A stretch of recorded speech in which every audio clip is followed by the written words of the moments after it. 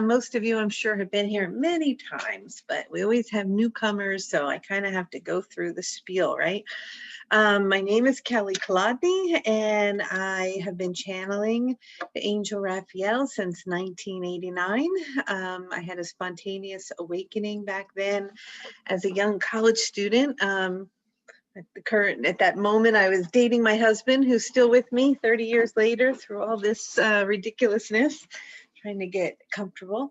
And it's this really sweet energy that comes in, which is the Angel Raphael, which describes itself as a spiral of white light coming down from the heavens above to wake us up and bring loving vibrations. So the way that I channel is I come in and I make these toning sounds, and that's Raphael coming in and me kind of energetically stepping to the side. And then I make my hands will start to move. Just so you know, when my hands are moving like this, what's happening is from an energetic perspective, Raphael is tapping into all of you, even though we're far away from one another, and clearing your field and giving you kind of like a blessing. And that's what's going on. Some people ask me what happens when I do this in the beginning, and that's me just shutting down, protecting my energy field, and at the same time opening parts of it so that I can be the clearest channel for you guys as possible. And then the rocking is kind of a blessing to the divine. It's just spontaneous. It's not something I can control or stop, although sometimes I would like to. All right, just some basic announcements before we get into today's process is after this, for those of you who are on this call right now and are in my Starseed Masterclass, I, as Kelly, will answer questions that you sent in. We had hundreds come in, way more than I expected, so we won't be able to get to all of them today, but we'll address and put them in categories, as many as I can handle, okay? And then in terms of other classes, just so people are aware what's going on, Raphael has really been talking about the awakening of the divine feminine lately. And on our last call, when we activated the pineal gland on the Sunday call, it was really about balancing the left and the right side of the brain or the hemisphere in order to open up the pineal gland more. And as we're all very aware, the divine masculine has been really out of balance for quite some time. And the divine feminine needs to come more back into its power and to show itself. So because of that, there's an old class that I had taught years ago, not that many years, a few, maybe 2 or 3 years ago, called Awakening the High Priestess Within. And I know that I lived many lifetimes in that role. And when I tune into that vibration, it's very beautiful. And we work with Sekhmet, which is about really coming into your power and creating boundaries. We work with Mary Magdalene, a lot of energy around forgiveness. And then this vibration or goddess, Bridget from Ireland, comes in, and we work with defining your life purpose. And then we work more with Lakshmi and abundance. So it's a kind of happy, easy, sweet class. It's a different vibe than the work we're doing in Starseeds, which is beautiful, but also intense. And it's going to be short. It's just over 2 weekends in June. It'll begin on June 11th, that weekend, and the following weekend. If anybody wants to join me for that class, there should be a link and you can sign up. And it's condensed, so it's done over 2 weekends, and then we're done with it. Love to have you join.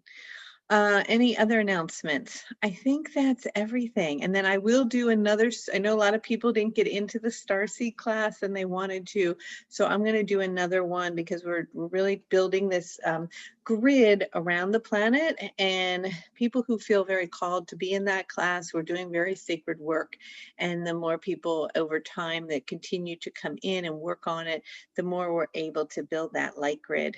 And I already know from Raphael and the work I'm doing in Lemuria that we'll be having a part 2 of Starseed 1, another one in the fall, I'm sure. Okay, so that's that business stuff out of the way, what's on the schedule. And I'm just going to bring in Raphael. I have no plans or agenda today, to be totally honest with you. I was reading over some of the questions that you sent in. There was a lot of questions about anxiety, depression, feeling overwhelmed. And I don't know if I'm tapped into all of you, which I'm sure I am on some level. Of course, I was feeling that myself today. I know it was like, oh, I've got the Sunday call and I was tired and feeling kind of pretty cranky. So my husband was like, well, maybe you should do the call on that. Maybe it would help you not be so cranky. So let's tune in around some of these, very human, emotional elements that we all go through and that we feel and see what comes up. All right. So let's just take a deep breath and get settled in.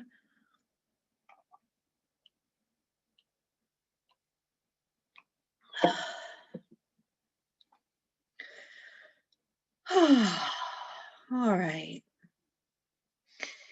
For myself today, I could use a little Ho'oponopono. I don't know about you guys. So why don't we do that for a few minutes and get the energy clear? So why don't we do that for our body, for our emotions, and for our mental state, all right?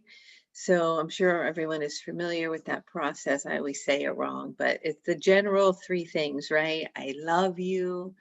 Please forgive me. I'm so sorry. And thank you.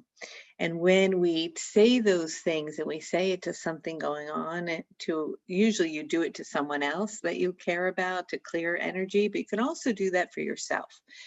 So why don't we do that right now for our own bodies? I want everybody just close their eyes for a minute and just tune in to your physical body, which is this beautiful vessel that houses your spirit and keeps you breathing, right, and enjoying life, seeing, hearing, and give some gratitude to it. Let's place our hand on our heart. Take a breath all the way in and then let go. And another one all the way in and let go. And as you have your hand on your heart, just feel your whole physical body and repeat after me. And when you're doing this, the intention is you're saying this to your body. I love you. But really mean it. I love you. I am so sorry. So sorry for all that junk you ate or you drank or anything you've done to your body or abused it. I'm so sorry. Please forgive me. And thank you. Thank you for being my body and housing my soul. All right, another deep breath all the way in and let go. Let's do it now for our emotional body. For all of our emotions, however we label them, good or bad. I love you. I am so sorry for not paying attention to you. Please forgive me. And thank you. Thank you for being there. Another nice deep breath all the way in. And let go.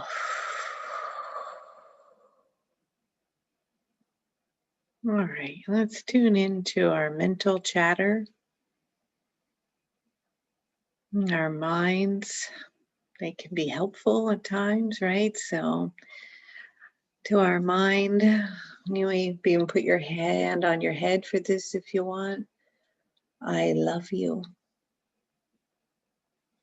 I am so sorry for judging and criticizing you. So sorry. Please forgive me. Thank you. All right, it's just a nice, easy way to kind of balance out our three physical, emotional, mental bodies.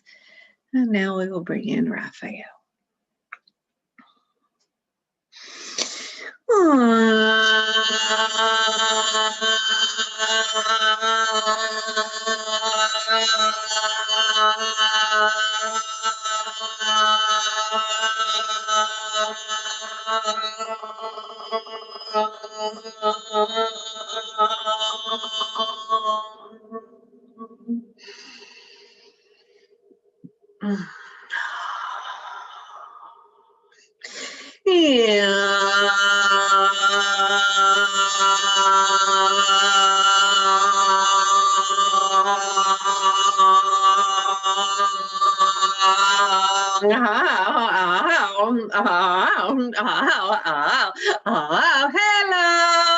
Hello.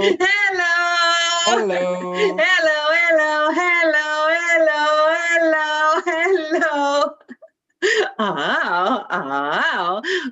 Oh, oh, it is that we are very delighted to be here, and it is taking us a moment to assimilate and recalibrate the energetic field of the being in which we are working with, for there is a little bit of jaggedness, and we are recognizing that this jagged energy or vibration is very prevalent right now. It is affecting many of you, for there is so much of a quickening occurring as you are moving so rapidly through a change in consciousness, that sometimes it is that on a spiritual level you have already arrived at a much higher frequency and you are deeply adapted to what is occurring, but for the physical body to catch up to where the other aspect of who it is that you are can create a disjointed vibration that can assist itself in what might be perceived as angry or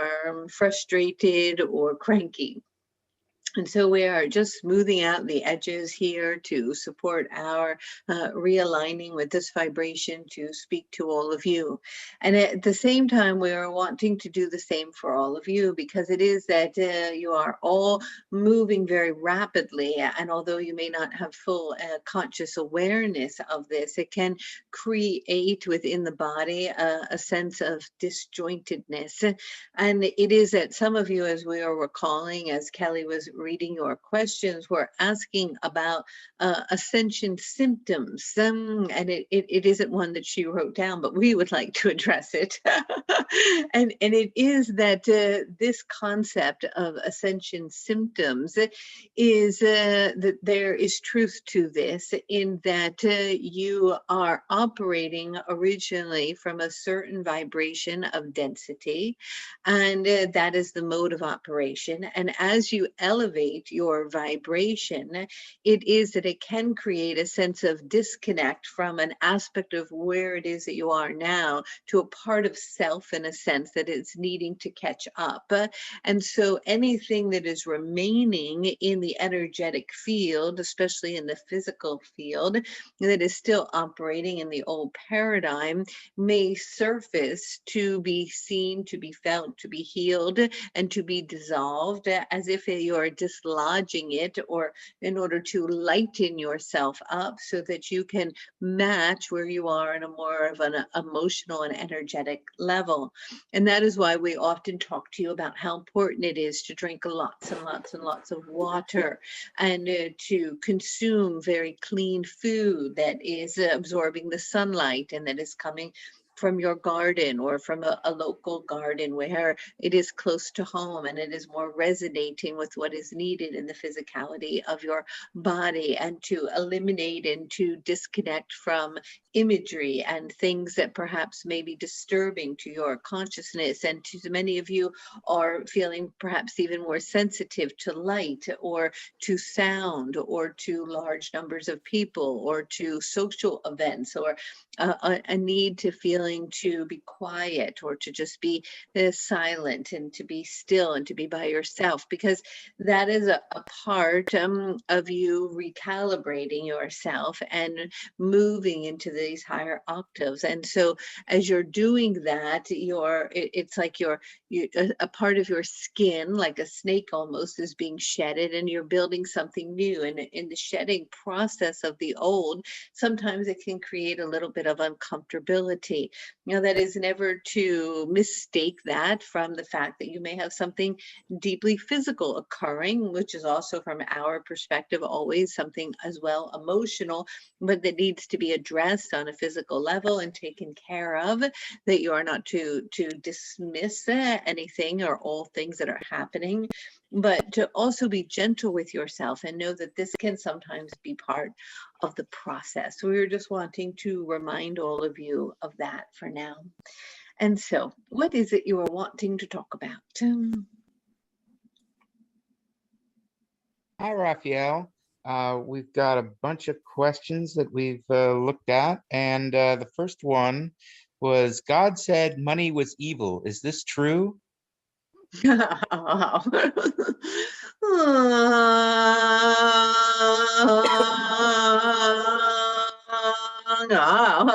this is very silly. Well, first of all, perhaps we want to address this word you're talking about, evil. And we're not really sure where that got formed, or that is a part of self that lives in the shadow, and yet there is not evil in the way that many have addressed it to be. But money itself is simply energy, and it is neither good nor bad. It is an exchange of energy, dependent upon something you're doing, or service, or you're providing, or something you're purchasing, and you're exchanging energy back and forth. Where the idea, perhaps, that money is what you might label as evil comes from is the fact that it is very deeply based often in the material. And the material, when all of your attention is in the material and focused on what you would think of as form and matter in itself, diverts you from the spaciousness or the emptiness or the formless, which is spirit. And so when you're distracted from spirit because you're so deeply delving into the material itself and form and dropping into density, then that may be something that is deeply out of balance, and perhaps a word got placed upon it as evil.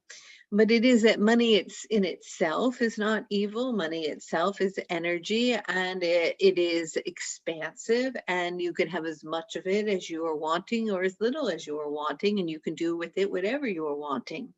But when it is that you are using it to distract yourself from the inner wisdom and the intuitive aspect of self, or even as we've been talking a lot lately about dropping into the imbalance in the masculine energy, then you're operating around focusing only on the material, and material things begin to be the object of your desire beyond anything else, in which everything that you're doing is to attain something else, hoping that in the attaining of it that you will find joy and happiness. And then once you attain whatever that is that you are looking to get, then you are wanting to get something else, because you can never ever attain joy and happiness through form in the material. And so in that sense, it is the great distractor, in that money can be something that perpetuates thinking, overthinking in the mind's overactive activity, which is a deep disconnect from the spaciousness of the presence of who you are. However, we want to remind you that that got sometimes mixed up in the idea that having something or enjoying something in the presence of it, or having money, was somehow bad or evil, and it is not. It isn't bad or good. It isn't to be labeled one way or another. It is just energy. It's not like hot and cold. It's not good or bad. It just is, and it is the same. And so money itself is a resource or a tool that you have developed and agreed upon in order to exchange things amongst one another. Now, is it very out of balance what is associated with money to be valuable versus what is of true value? Absolutely.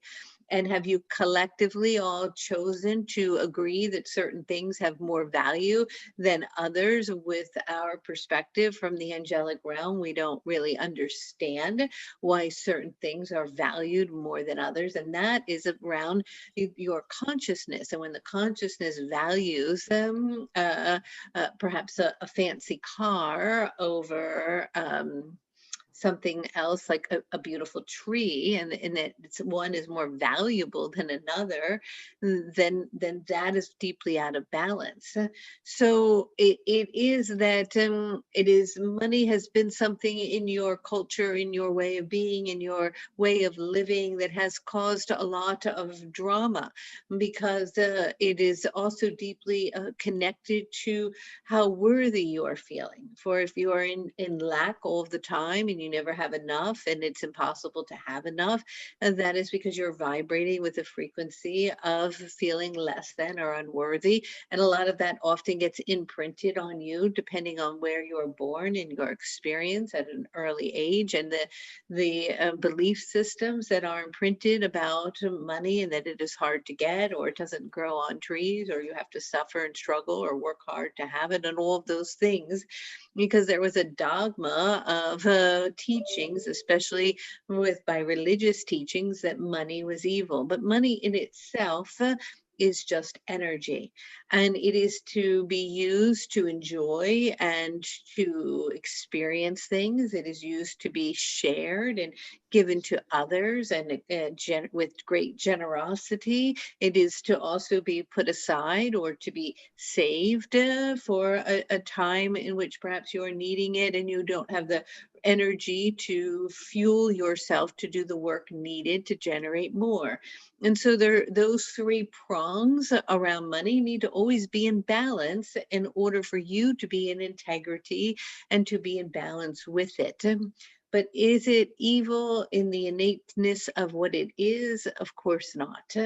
And it is that in the releasing of all of these old belief systems around money, you can open up into the quantum of the infinite possibilities of all that is. And we want to remind you of that, because you have created limitations of parameters in your own thinking about what it is that you can enjoy. And yet it is endless, boundless bounty, fruitful abundance that is present for you at any time, as long as you are willing to agree that that is so, to move into the vibration of that place of infinite possibility, and to match it so that it can merge with you, so that it becomes a reflection of your experience. But when there is a limiting belief or an idea that you cannot have something, or that it is evil, or that it would be wrong, or if I have more, then someone else has less, or all of these other ideas that were formed, then you cannot match the frequency of what you perhaps are wanting, and it doesn't present itself, and that creates what is thought of as a struggle. But it is that money itself in the material can only bring you so far in the experiencing of joy.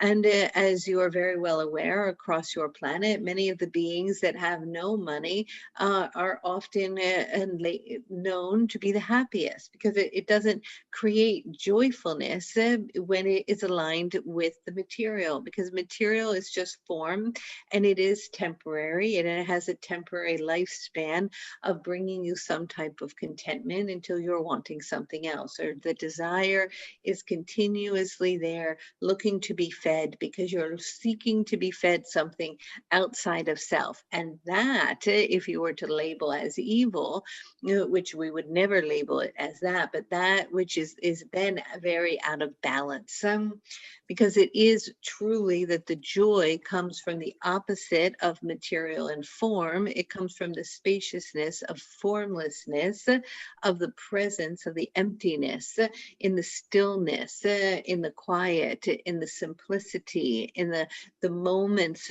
between thoughts, in the breath in between. in the silence, in the hearing of the stream, in the distant mountain. It comes with a willingness of great, deep appreciation and alertness, awareness, and consciousness of the presence of who you are, the I am that I am. And so there it is that the I am that I am may make a note that when you are engaged fully in form, that is deeply out of balance. And then that may have then at some point been labeled as evil.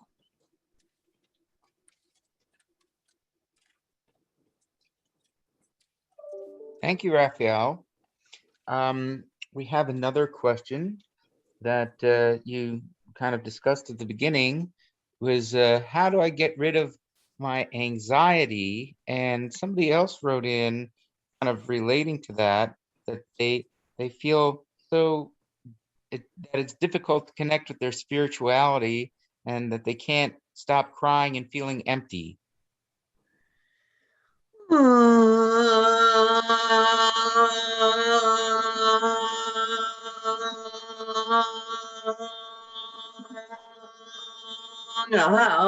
Well, it's very much the same. It is that the anxiety itself is an inability to drop into the spaciousness of the presence of the now, of where it is and who it is that you are.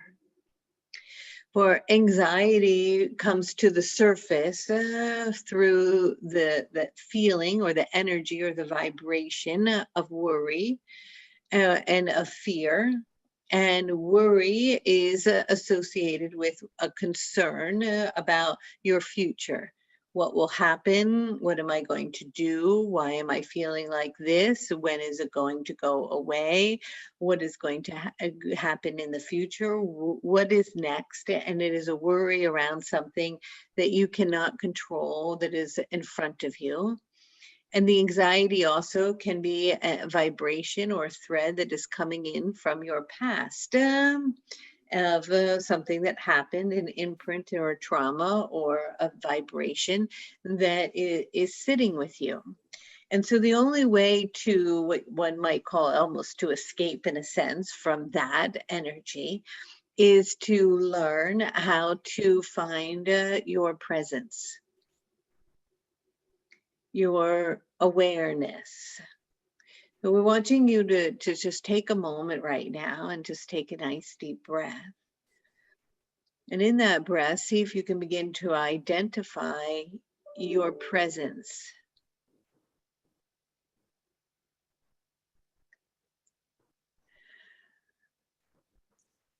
I am that I am. I want you to say it out loud. I am that I am. That is who you really are. There is nothing to define it. You aren't anything other than that. You are an awareness. And so in order to release the anxiety, you have to drop into the spaciousness between the thoughts, because the thoughts are what's creating the anxiety. If the thoughts themselves were not there, the anxiety would not exist. And so how do you get rid of the thoughts? Well, the more you try to think about getting rid of the thoughts, the more you're engaged in the thought itself. And so a space has to begin to happen between the thought and emptiness. And of course, one of the main ways to do that is to meditate. And one might say, well, I meditate all the time and I'm still anxious.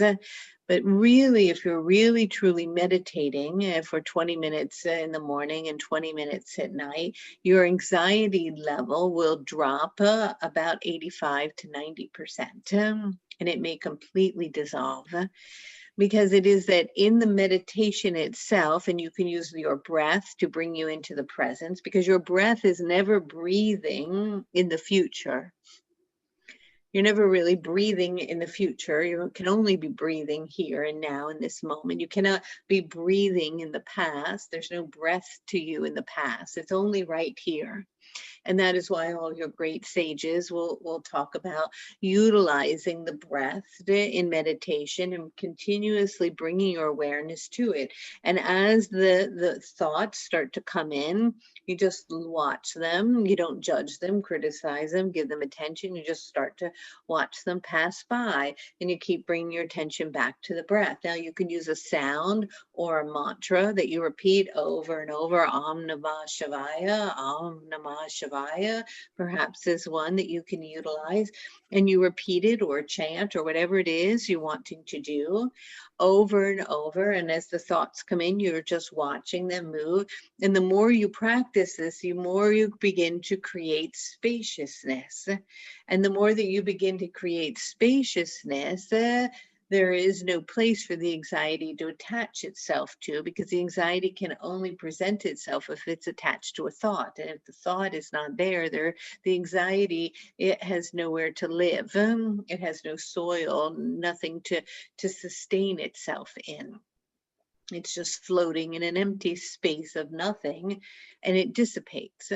Anxiety can only live if it can attach itself to a thought. So the spaciousness is moving into the emptiness of the field of nothing. Now you can do it through the meditation that we're talking about. You can do it by going outside and being in nature and just looking at something without identifying it. Just go out and sit in the woods. And when you are sitting there, perhaps there's a daffodil blooming right now. And remove from your mind the idea that it's a daffodil, that it got planted, or that it came for a bulb, or that it's spring, or that it's yellow, or that it has edges, or white, or green, or any word that you can use to identify it, as if you just landed here on this planet and you're looking at the daffodil, and start to tap into its essence, not what you have learned it to be, but the essence of what it is, its presence, and begin to feel its presence. And as you do that, spaciousness within you will happen, because you're utilizing what might be perceived or called as innocent perception. Innocent perception is a willingness to see things for the first time in a new way. And when you begin to do that, you drop into the presence. And you can do it with anything. You can do it with a pillow or a pen or a glass of water.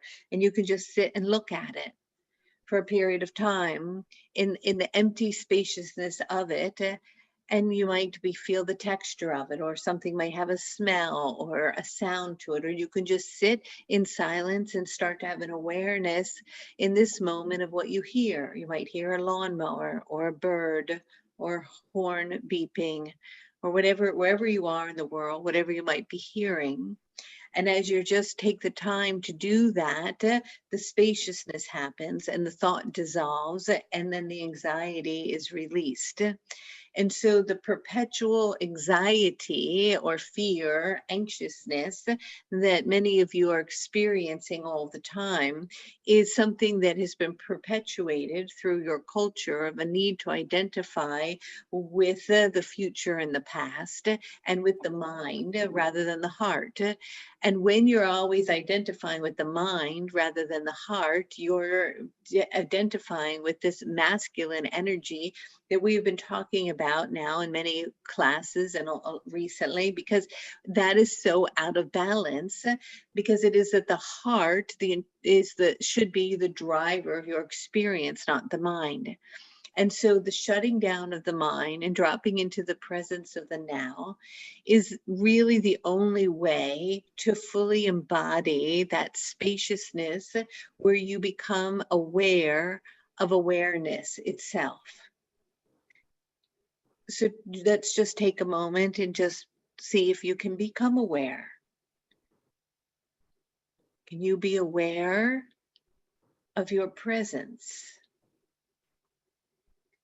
Can you be aware of the I am that I am, of the energy that is observing your human experience, that is not identified with who you think you are, or the problems you have, or the worry about tomorrow, or the fretting about yesterday. In the presence of this now moment, right here, where is that awareness? Can you find it? Can you identify with it? It's a space. It's an emptiness. Tune into that emptiness. Where is that? And so the anxiety is generated by the mind. It's not generated by your heart. It's generated by the overactive mind. And the overactive mind is always resisting what's happening, especially if what's happening, that it's chosen to identify it and labeled it as bad.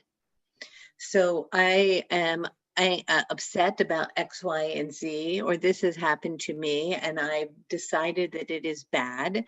And so I don't want to feel that, or I don't want to experience that. So I'm going to resist it. And the resistance to whatever is happening is what creates suffering.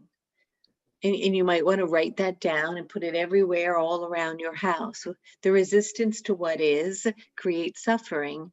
It is the willingness to know that in the human experience, in the third dimension, there will be highs and lows and things that you will choose to label as good or bad. But really, they are just experiences in the unfoldment of your journey. And they are neither good nor bad. You've decided and you've labeled them all and put them in categories in your mind. But the more you are able to be present with whatever is expressing itself or presenting itself at any moment as the awareness and the witness of it without the resisting to it, that is where you find the joy. To the point where you get to a place where you can even experience a sense of peace in what might appear to be great upheaval. Many of your great enlightened sages and wisdom keepers are able to keep a sense of even keelness, right? A sense of centeredness, even if an unfoldment of chaos may be occurring in their experience outside of self, because they are in a spaciousness of awareness of the witness to it without identifying with it, with non-attachment and non-judgment. So it is non-resistance, non-judgment, non-attachment, are three keys to spaciousness, to being an aware and the witness of what is. And in that, there is nowhere that the anxiety can live. Because if you're not attached to what it is, if you're not judging what it is, and if you're not resisting what it is, and you are present with what it is, there is nowhere for the anxiety to dwell. And yet we understand that that is part of your soul's journey to come to that place. And yet there is no judgment if you're not at that place yet. And so the last thing we are wanting you to do is now to judge yourself that you're unable to be present in the moment, that you have anxiety. But we do want you to bring compassion to the anxiety, and to know that it's there because it's teaching you, or it's showing you, or it's telling you that something is out of kilter, out of alignment, that is needing your attention. And when you start to listen to it and pay attention to it, it will guide you to what it is needing in the willingness to be still. And so the way to move through it is through stillness. All right, we hope that is helpful. What is it? Thank you, Raphael. I kind of have a follow-up question that's in the same line. This person says, the only time I feel relaxed is when I drink. How am I to stop? Oh, well, it is that drinking, it does exactly what we were just talking about, right? So if you want to still the mind and you've had a very busy day and you're overtired or exhausted or overwhelmed with work or riddled with anxiety and you have a drink, then you start to relax. And the body starts to relax, and the mind starts to relax, and the thoughts start to relax. You might relax so much that you start dancing and laughing and being playful and silly. And so you might say, oh, well, the drinking is helping me. But what it's doing is it's allowing the mind to rest, to find that spaciousness, to go into a place in a sense of stillness. But unfortunately, because it's an outside substance that you are using to do it, and if you take a lot of it, it creates unconsciousness. So it's what we call spiritual bypassing. You are recognizing that you are needing to quiet the mind, but you're looking for something outside of yourself to take or to watch or to eat or to drink or to do to quiet the mind. But often that places you in a state of unconsciousness. You see the difference? So if you're wanting to still the mind and you choose to meditate or to breathe or to use innocent perception or to chant or to be in nature, you can get the same effect as you can from drinking, but you're doing it from a conscious state and you're increasing your awareness rather than deadening it. Now, we're not saying that there's anything wrong with having a drink once in a while or whatever it may be. That's part of the human experience. We're not judging that, but it is another avenue or way to get to that place that you are looking for, to calm down, to let the mind settle. But it is actually a bypass. It is a spiritual bypass in that it cannot last. It's not long lasting or permanent, and it is not teaching you greater awareness or the ability to be more conscious. If anything, is creating more unconscious vibration. And if you have, let's say, 5 or 6 drinks, then you actually become unconscious. So and rather than if you meditate for such a long period of time, you become more conscious, more awareness. Now, we're not judging that you have to meditate all the time and never have a glass of wine. But if you begin to bring awareness to the fact that there's some part of your intuitive knowing that is recognizing that the mind is going or that you're anxious because of that, then it is needing to take something in order to deaden it, and that's a temporary solution. So when you go to reach for the cocktail or the wine or the drug or the whatever it may be, perhaps see if you would be willing to use the breath or to meditate or to go take a walk or to sit in the woods or to play in some other way in order to do that. Now, there are certain substances that the earth has given you.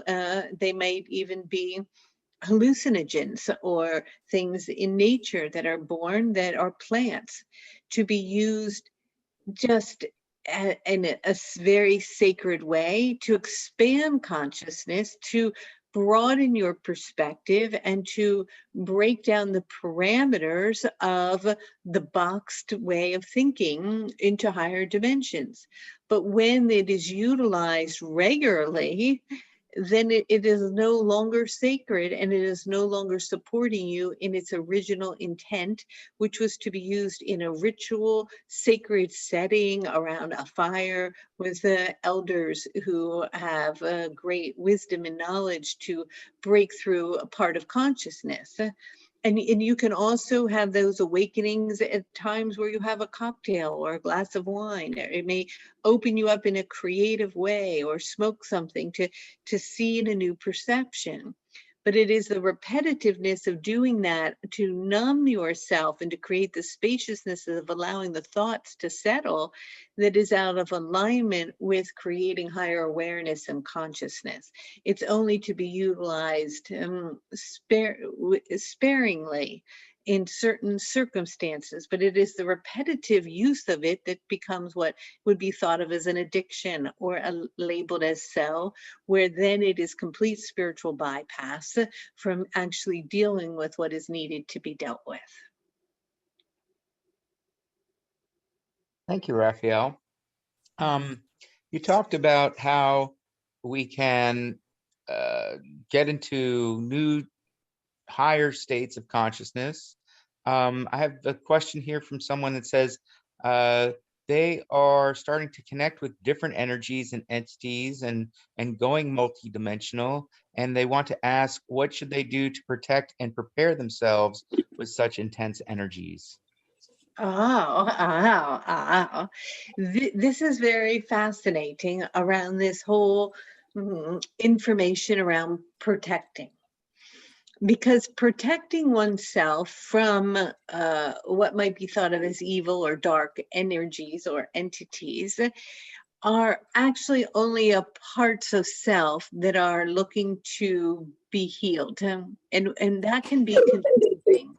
There is an echo, and perhaps Samuel, you should come into this room rather than on this phone. And it is that let's reframe this. Yes, we won't go into the very large perspective on this situation. We will tell you that if, as long as you are intending, grounding down into earth, closing off your chakras so that they are not fully open, bringing up a shield of protection, that then you may travel into higher dimensions with a deep awareness and knowing that you are completely and profoundly safe and able to connect with all and everything that is in support of your highest good. And we know that many talk about these dark energies, but dark energies are only dark when they're given attention. They can, when you give a dark energy attention, that is when it rises. It can only have its life with you placing focus upon it.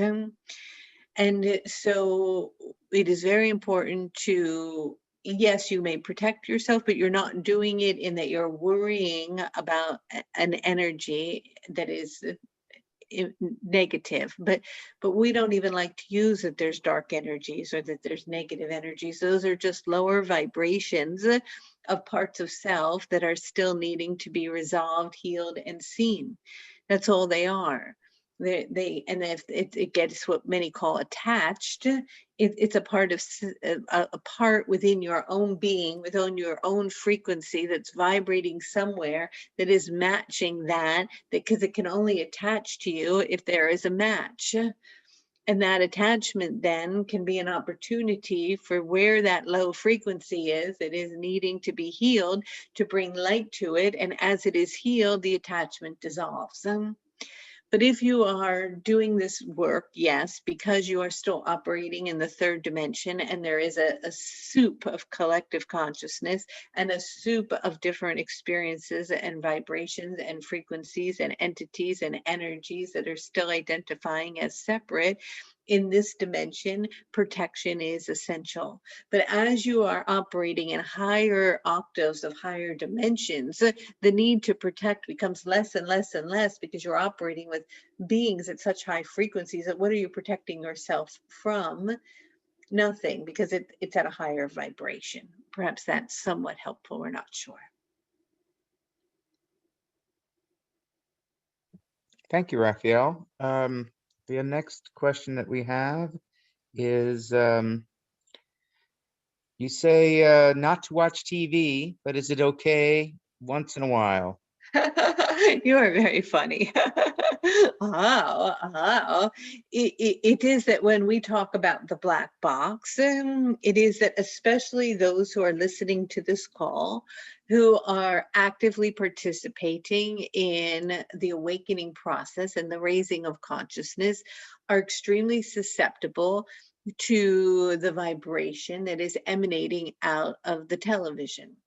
And so, just like when you drink something or smoke something or numb yourself in some way to get the mind to still, you may choose to watch television to numb the mind.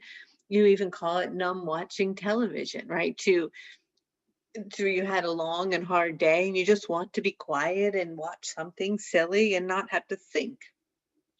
And so, what you're doing when you do that, and we're not judging it or labeling that you cannot in any way, but we're just going to tell you what's happening, is that yes, you're not thinking because you're watching the television or the program.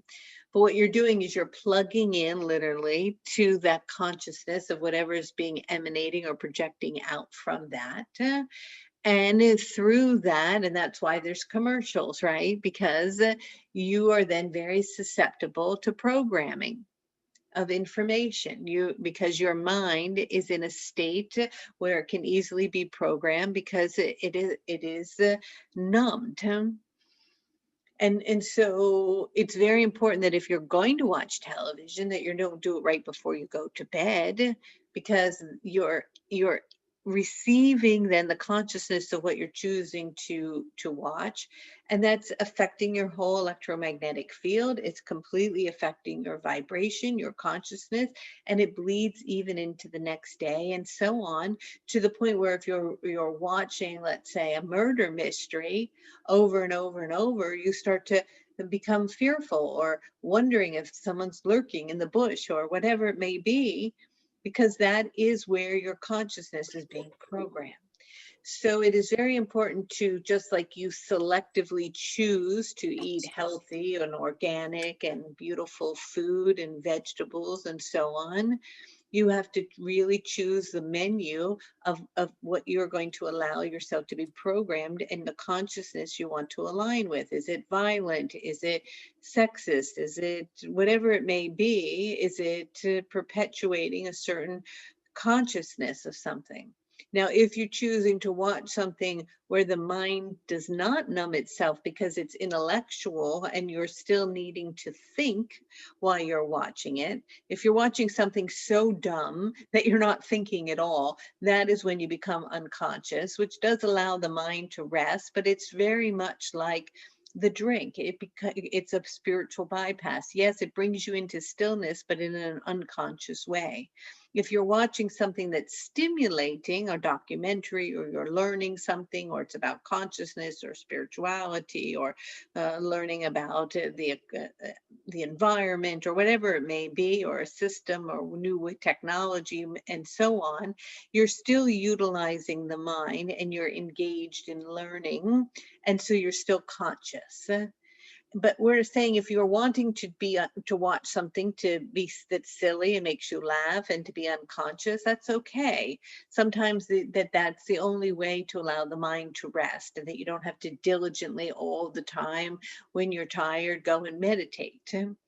But as long as you're aware that you are being programmed and that you are choosing to go unconscious for a period of time, and then you might really make better choices of what you choose to allow into your consciousness. Now, if it's something that's making you laugh, that's very good for your cells and your organs and your tissues and your hormones. And a comedy is a beautiful thing and sometimes very needed. The laughter is important to break some energy.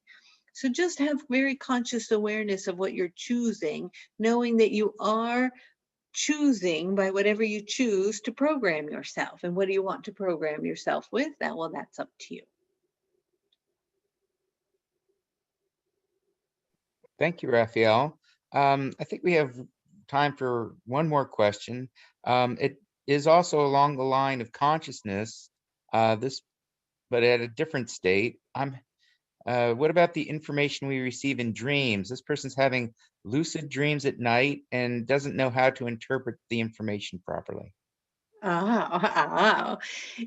It is that the dreams are symbolic, of course, and have so much to share and to teach you. And as you elevate your vibration and frequency, your dreams will become more intensified as you are leaving your body in order to do work on other levels.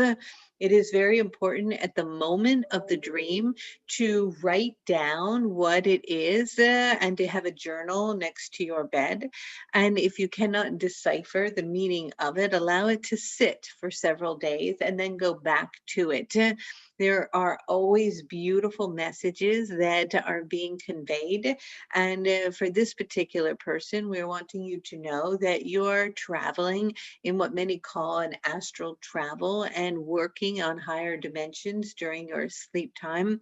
And you are gathering some information from the unconscious that is coming to the surface for you. And although right now you're perhaps unable to fully decipher the meaning of it, it is not as important as the fact that you have an awareness that it is occurring and to keep note of it, and that you will return to those notes at the perfect or divine timing to receive the messages needed. And it will make sense because you're almost putting together, from our perspective, a story or pieces to a puzzle. And just because you have one piece, until you have many, you're not able to see the whole picture. So be patient with it. All right. And so with that, perhaps we will say good day.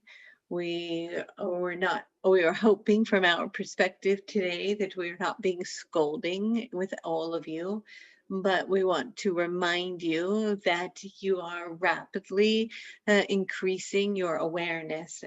And that if you can practice non-judgment, non-resistance, and non-attachment to what is, that this will expand your awareness into the practice of the spaciousness of nothing.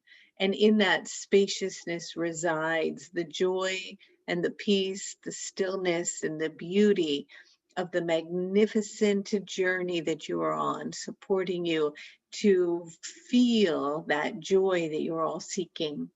And so we love you dearly from the angelic realm.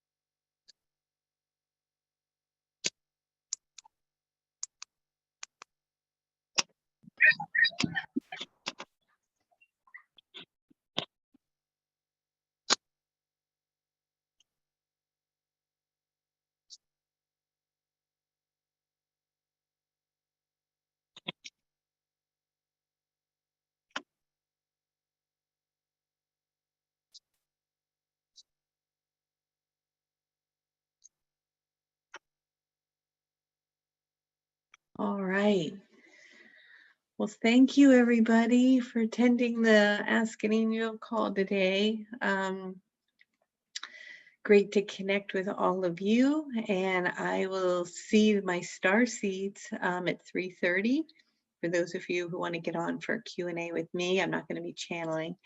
And for anybody who wants to do the Awaken the High Priestess class, that starts in June. And I think that's everything. So I'm going to practice that, finding that presence and awareness. I was anxious myself today and out of sorts. So right there with you guys, feeling that humanness, and we're all on this journey together. So my husband is monitoring the call today. Sam, can you unmute the button in case anybody wants to say goodbye as we head out? Or you can. I don't know why I thought the class was at 3:30 or 3 o'clock, so I missed this whole thing. The whole question and answer. No, the question and answer for Starseed starts at 3:30. This is just the Ask an Angel free call that I do for everyone. It has nothing to do with the Starseed class. Oh, I messed up. I didn't get on, so hopefully the replay will come out and I'll be able to listen to it. Yep, I'll send out a Okay. replay. No worries. Thank you so much. I'll be on for Have a good 3:30. night. A Thank good you day. so much, Thank Kelly. you. Kelly. Thank Thank you. you. Thank you, Kelly Thank you, Raphael. Kelly. Thank you. Love you. Love you. Thank you. Love you. Thank Thanks you a so lot. much. Love you. Have a Honor good to meet weekend. you Bye. today. See you Love soon. Thank you, Angel Raphael. I Thank you, love Samuel. you. Bye. Love to I you. love you. Thank you so much. Love you too. Thank you. Thanks, guys. Well, I love you, Okay. and I'll see you in a Okay, little bit. see you, Yes. Samuel. Love you, Kelly. Kelly. Oh, Thank it's you, so Angel beautiful. Raphael. Thank you, Thanks, everyone. guys. Bye. Thank you. Much so love. beautiful. Bye, everyone. Thank Bye. you. Thank you.